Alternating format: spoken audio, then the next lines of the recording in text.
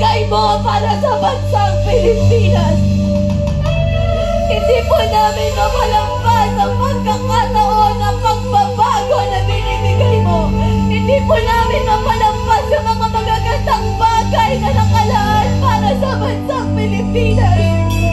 Wag po magkaroon ng butas, Ama, ang bansang Pilipinas.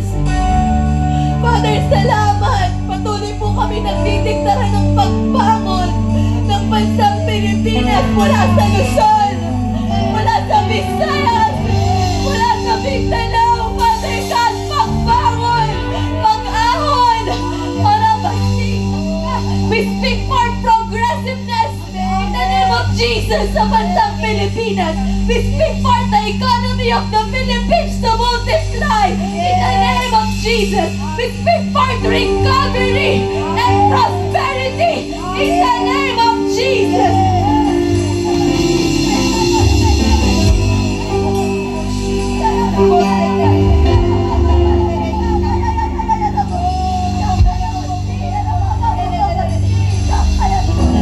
Hindi mo matatapos dito ang aming mga pananalangin.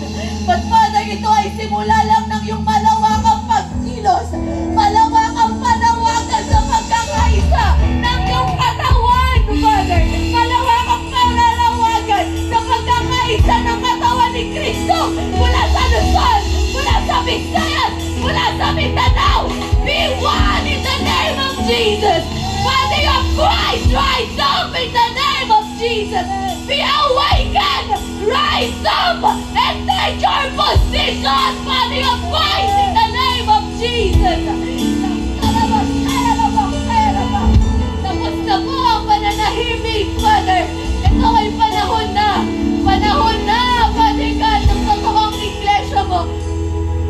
Panahon na ng totoong katawan ni Kristo upang tumayo at manindigan para sa bansang Pilipinas. Sa body of Christ, magsisimula ang tunay na pagbabago, Father. Salamat, Ama. Tinatawag po namin ang lahat ng kayamanan na para sa Pilipinas. Hindi ito mahadlangan! Hindi ito mahadlangan! In the name of Jesus! Hindi ito mahadlangan ng anumang mga gawa ng kaaway o plano ng mga tao. Hindi mahadlangan ang pag-unlad at pagkilos mo sa bansang Pilipinas. We speak forth and we rebuke forth the works of the enemy. Anumang mga kinikilos ng kaaway o pinaplano ng kaaway right now upang patuloy na pabagsakin ang bansang Pilipinas at humahadlang upang hindi ito umunlad. Sa pangalan ni Jesus, ikaw ay aming i-rebuke. Hindi ka namin pinahihintulutan na mag-prosper.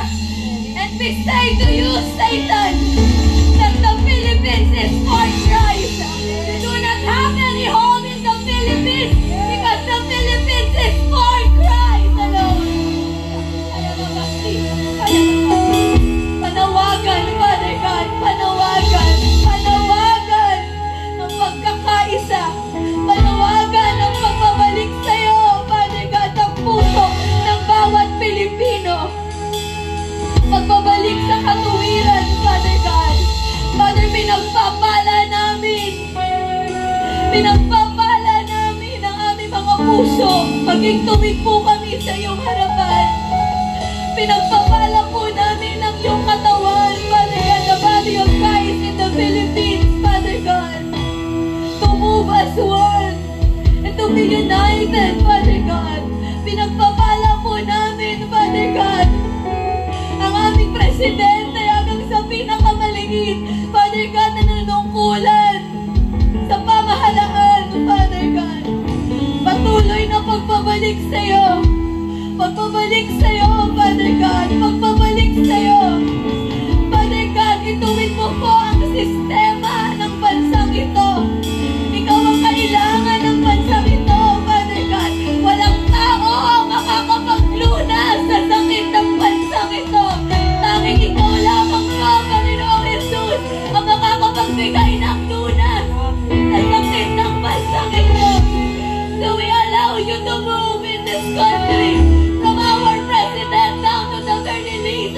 Pilipino.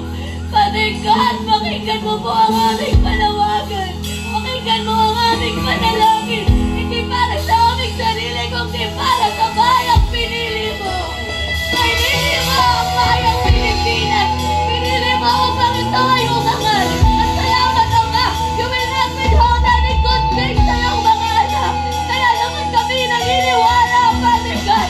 With eyes of faith, we see this nation rising up. With eyes of faith, nakikita namin ang paglago ng bansang Pilipinas. Maraming nagsasabi, wala nang pag-asa ang Pilipinas.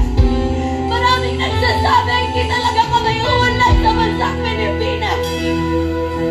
Maraming mga nagsasabi, hindi na uunlad ang bansang ito. But salamat, Ama, we come against those lies in the name of Jesus. Sa mga kasinungalingan na hanggang dito na lang ang bansang Pilipinas. Hindi mo ito totoo! Hindi mo totoo ito! Hindi namin tinatanggap na hanggang dito na lang ang mga. Hindi namin tinatanggap na ganito na lang, paulit-ulit na lang ang nangyayari sa bansang Pilipinas. Hindi kami pumapayag na may mga na-expose na corruption. Tapos titigil, tapos nakawala ng saysay. In the name of Jesus! Let every lie be exposed and the truth of Jesus Christ be heard. Hindi totoo na hanggang dito na lang ang Pilipinas. Kapagkat merong Kristo sa Pilipinas, merong Kristo ang bansang Pilipinas. So we speak for revival. Revival from Luzon, revival in Visayas, and revival in Mindanao. Lahat ng nararanasan ng bansang Pilipinas ngayon, Ama, ang mga bagyo na nararanasan ng bansang Pilipinas, ang mga paglindol na nararanasan ng Pilipinas, at mga nakaunang pa na paglindol sa Pilipinas, ang mga sunog, ang mga pagbaha. Father God, hayaan mo ang mga bagay na ito ang magtulak sa bawat Pilipino upang maniglohan at manumbalik sa iyo. That revival will come in this land once again. That revival will come in this land once again. That revival will come in this nation once again. That revival may come sa aming gobyerno. That revival may come sa aming sistema ng pamahalaan. That revival may come sa bawat puso ng mga Pilipino. Father, salamat. Tinatawag namin ang lahat ng mga anak mo, all the remnants, Father God, na nireserve mo in this very time and season.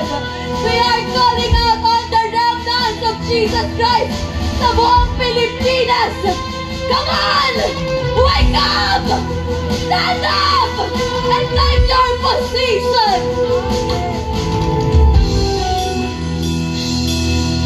Gawin ang pinagagawa ng Panginoon. Lakaran ang pinalalakaran ng Panginoon. Father, huwag pong masayang ang mga pagkakataon na binibigay mo sa amin.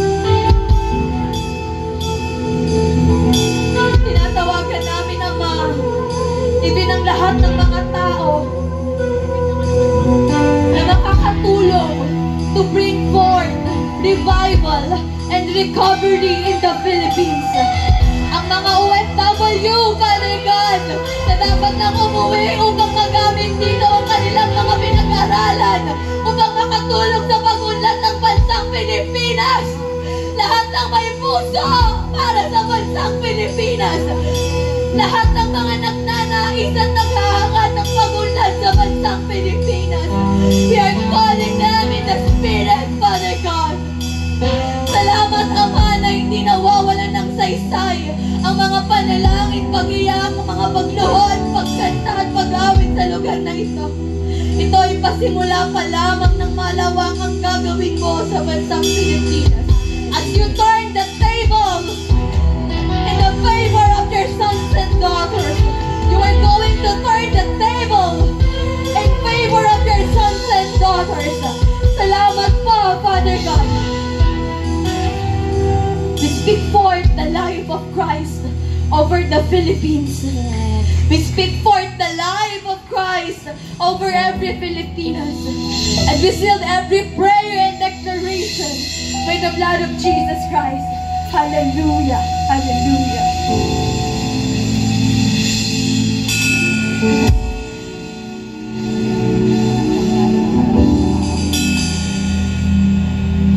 God is about to change the story of the Philippines. We are on the edge of making history.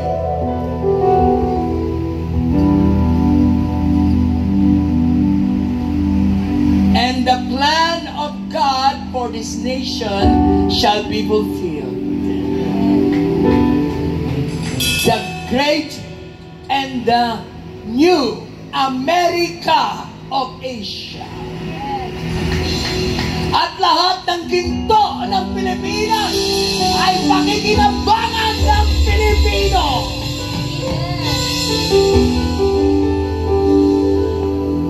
Ang PJM, Philippine for Jesus Movement, Philippine Council of Evangelical Churches, Council of Bishops and Ministers Association of the Philippines, DCAS, 700 Club, Mega Churches, at lahat ng Provincial Ministerial Fellowship. Pag nagkaisa tayo at umamin tayo kung bakit sugatan, hiwahay-walay at walang direksyon ang body of Christ, kasi ang Pilipinas ay sugatan, kaya ito sugatan at hiwahiwalay at malang-dulang direksyon gawa natin. Kaya madilim ang Pilipinas at merong kabulukan, kailangan po ang asin, kailangan po ang liwanag. Pag nagkaisa ang PJM, PCEC, 700 Club, DCAS, Mega Churches, at lahat ng Ministerial Fellowship, babaliktad ang Pilipinas. Gagawa ang Diyos.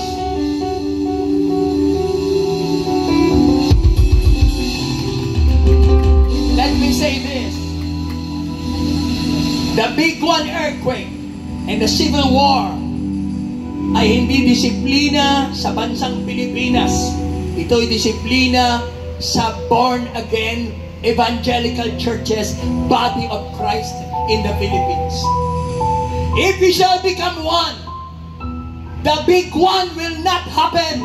It will not come. But if we will not become one, the big one will come.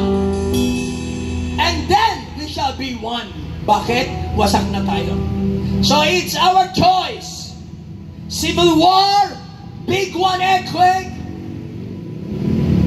the big one, or becoming one. If the big one will happen, then we shall become one. So it is our choice. We shall become one before the big one, or we shall become one after the big one. Well, anyway, we shall become one. The body of Christ have to choose. At tayo ang may cargo at burden nito sa bansang ito. Blessing and favor belongs to this nation. Unity and love belong to this nation. Greatness belongs to this nation. But it will only happen when that oneness and revival of the body of Christ shall happen. And let us pray. Father God, we bless the body of Christ.